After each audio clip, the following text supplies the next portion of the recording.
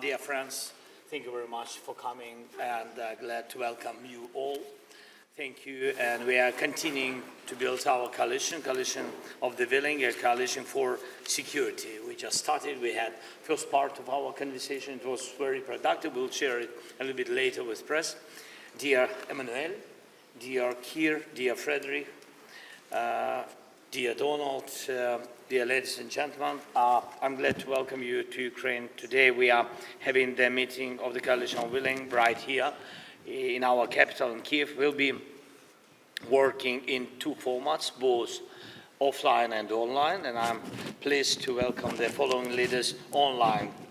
Presidents of Finland, Lithuania, European Council, European Commission, Romania, Prime Ministers of Belgium, Bulgaria, Canada, Czechia, Denmark, Estonia, Greece, Ireland, Italy, Latvia, Luxembourg, New Zealand, Norway, Slovenia, Sweden, and also we have today the Secretary General of NATO, the Deputy Prime Ministers of Australia and Croatia, and the Ministers of Foreign Affairs, Iceland, Portugal, Spain, and Turkey.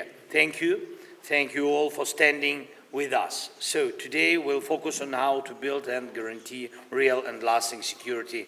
Key points: 30-day ceasefire backed with sanctions, pressure, strengthening Ukraine's air defense and increasing international defense support for Ukraine, including the investment in Ukrainian defense production, security guarantees and contingents, and of course we'll discuss our unity with the United States and backstop.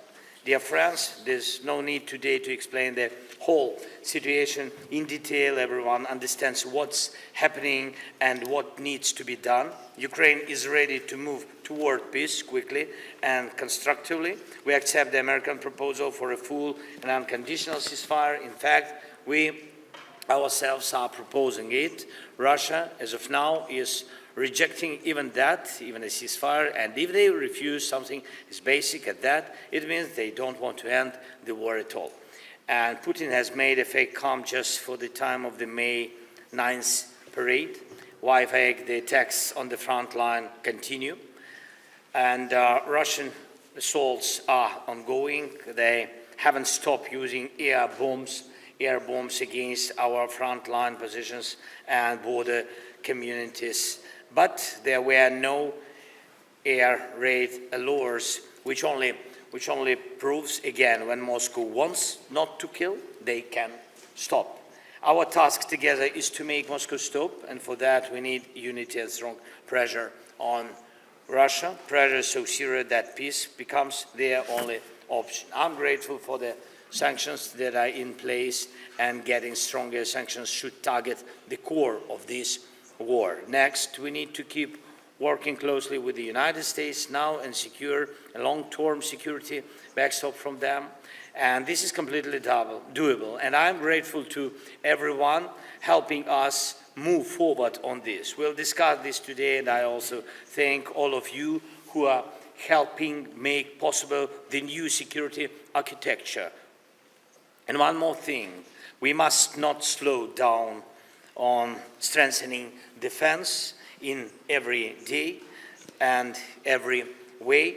The key is tech advantage, and enough production is crucial to keep investing in Ukraine. This is how we develop our joint arsenal. And it's also important that every one of your countries gets stronger, not only armies, but also the ability to defend infrastructure, energy systems, transport, financial institutions. We must leave no weak spots so that Russia feels it has to play by the rules. Thank you for your support, dear friends. Now I give floor to the co-chairs of the Coalition of the Willing, the Prime Ministers of the United Kingdom, and then President of France, then Chancellor of our strategic partner Germany, and then our Prime Minister of Poland, Donald Tusk. So please, here. Volodymyr, thank you. And it's really good that we are hosting this meeting, the Coalition of the Willing, from Kyiv. It is a very important symbolic meeting showing the strength of our unity, and it's timely because this awful conflict's been going on now for over 3 years, and this week we have been celebrating 80 years since the end of the Second World War. VE Day has been celebrated across Europe. And what that war was about were the values of freedom and democracy and the right of countries to make their own decisions, their sovereign right to do so. Those are the same values that we're addressing here today. And so it is timely, it is important, and I pay tribute to the courage and resilience of the Ukrainians that have fought this conflict for 3 long years. It is an important moment because, as Volodymyr has just said, there is this ceasefire for 30 days proposal that is very clearly now on the table. Volodymyr, I think you first, with courage, put forward this proposal probably 2 months ago now as the way forward. Emmanuel and I have been discussing it intensively, including this week, and pushing the case for 30 days. Other allies in Europe have joined that, and of course the US position is now absolutely clear. So we have unity in relation to the proposal for a 30-day unconditional ceasefire. That is a really important moment in this conflict that we should focus on in this meeting of the Coalition of the Willing, and remind ourselves that only one country started this illegal conflict, and that was Russia and Putin, and only one country stands in the way of resolving this peacefully, and that is Russia and Putin. And Volodymyr and the Ukrainian people, we stood with you in resisting Putin's aggression, and we must now stand with you in the fight for peace. Putin has, in the last few hours, sought to put conditions on a ceasefire. It's really important that we make clear an unconditional ceasefire is a ceasefire without conditions. We reject the imposition of conditions, and we need to be really clear about that. It is for Russia, it's for Putin to come to the table for a 30-day unconditional ceasefire, and there must be clear sanctions if he fails to do so. There is real unity on that. We need to be clear that that is one of the main outcomes we want from this meeting of the Coalition of the Willing here this morning. Volodymyr, you have our support in the fight that you have. You have our support in the fight for peace as we go forward. Thank you. Thank you very much, Keir. Please, Emmanuel. Thank you, Volodymyr. Thank you for hosting this meeting, and I'm very happy to be here with Friedrich and Donald alongside with you. And I want to thank our colleagues for joining this VTC, and especially obviously our European friends and European institution, NATO, but as well our colleagues from Pacific, and Mark is here as well from Canada. It's very early in the morning for him, and it's great to have all of you here in this coalition of the willing, and I think this is a very important message indeed. The day after this 9th of May. I fully concur with both of you, and I just wanted to insist on a few points. First, I think our common objective is to secure this unconditional ceasefire for 30 days. Initially, it was a proposal made by the US. You made the move, and I think it was very bold, as Keir mentioned, in Jeddah, beginning of March. And it was reiterated 2 days ago by President Trump in a very clear message. So all of us have now to back this unconditional ceasefire for 30 days and increase pressure on Russia. And it means unconditional ceasefire in sky, on land, at sea, that should be long enough and that could be renewable. It should be completed with appropriate provisions for monitoring and with arrangements for the distancing of forces along the line of control. And it's very important to engage with the US for them to be in charge of the monitoring, with the assistance of all those who want to join, and France is obviously ready to join, but it's very important to have the UN's involvement. We need a clear mechanism for the attribution of potential violations with robust penalties applied. And as both of you mentioned, we firmly reject the possibility of making any concessions of prejudging the outcome, and there is no precondition, neither stopping delivery of arms to protect and resist for you, or any, no prejudging any type of negotiation. And we have to be clear that if Russia does not comply, it must face consequences with additional sanctions and further support to Ukraine. And we have to prepare a new package of sanctions which should not be business as usual, and probably we should reconsider in the days to come. And we have to increase the coordination with the US, taking as a basis what Lindsey Graham put on the table, but a strong coordination, and I want to salute our Nordic friends because they made a great job during the past few days to allow us to be closely coordinated. But we have to strengthen the package to be sure that we have clear retaliation package and we deter Russia from violating this ceasefire. Second remark, at the same time, we must continue our support to the Ukrainian armed forces, which have been resisting heroically and which will remain, in the long term, the best security guarantee for Ukraine.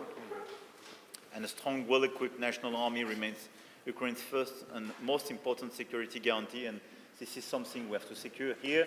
We need a discussion today, but we will have to secure a proper financing in our package, and it will be an important discussion as well as a G7.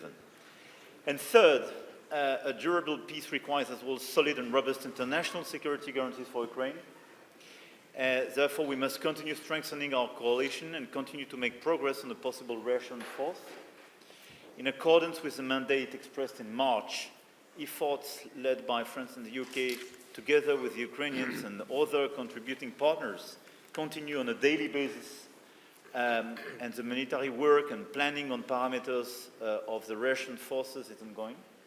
And I want to thank our military teams and this day-to-day planning, and I want to thank as well the help of NATO and all the able and willing countries in order to prepare the Russian force, which will be as well a clear support and complement to the Ukrainian army in order to build this robust peace. And this is where we should use the 30 days of ceasefire to negotiate all the parameters for this robust peace. And obviously we are completely engaged and committed.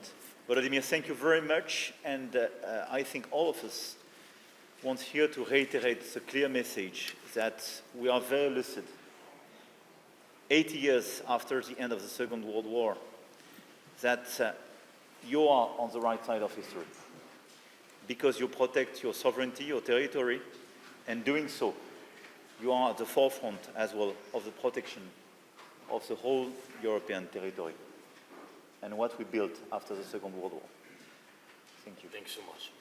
Thank you very much. Friedrich. Yeah, thank you for convening us virtually today to continue the discussions on how to bring a just and durable peace to your country. But let me first thank you for your invitation and thank you to our colleagues for having me in this group of prime ministers and welcoming me so by heart. Thank you so much. I'm really hoping to cooperate and to continue very closely with you. Thank you so much for having me in this group. I would like to start with three messages. The first one is the new German government is fully on board to make this group a success. Our engagement will be substantive, and we are doing this to reach peace for the courageous people of Ukraine. We are doing it for our security in the entire European Union and the entire European continent as well. Second, I believe that strengthening Ukraine's armed forces will be the most important part of this group's work and the centerpiece of any future security guarantees for Ukraine.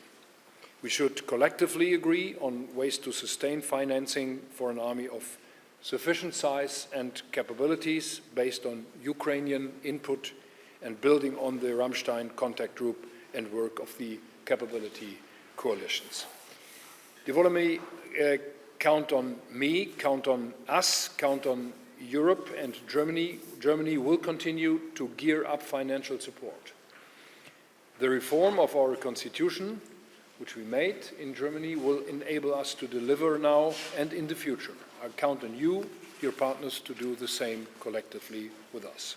Third, helping Ukraine defend itself and engaging in negotiations to reach a ceasefire or even a peace agreement are two sides of the same coin. This is why I will work hard with Keir and Emmanuel and Donald together to continue engage the United States and bring Russia to the negotiation table, always with Ukraine, never without. A word on the negotiation process. A full and unconditional ceasefire in the sky, on land and at sea would be a starting point. We should now build on the negotiations between the United States, Ukraine and E3 in Paris and London. We should work on two strands. First, hammer out modalities of a ceasefire, and second, define key elements of a framework agreement for peace negotiations. However, we know Putin's goal is to procrastinate and not make substantive concessions. It is therefore essential that we keep the United States on board and convince President Trump. Ukraine is not the problem.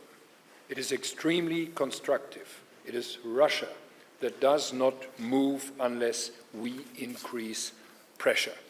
Putting pressure on Russia means strengthening Ukraine. We will need to do this for a long time if the war continues. It will be the right thing to secure a ceasefire or peace.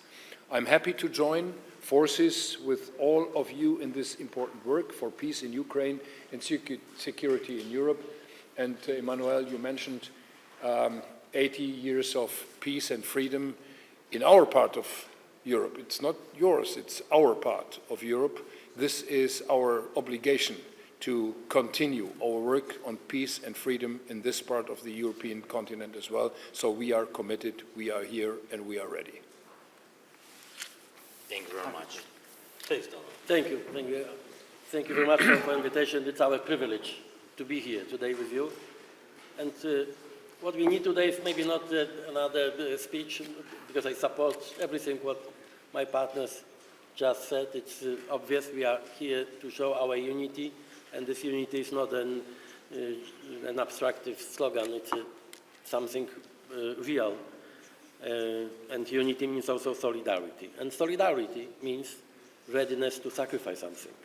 And we are here also to demonstrate that Europe, our countries, the whole West, that we are ready to sacrifice a lot to support you, because your fight is our fight. Because Ukraine, your soldiers, your nation, fight for not only for your freedom, for your independence, for your integrity, but also for our countries, for Poland, for Germany, for United Kingdom, for France, for Europe. And I really believe what I said. We are here also to promise you and to promise to our people that we will be not naive.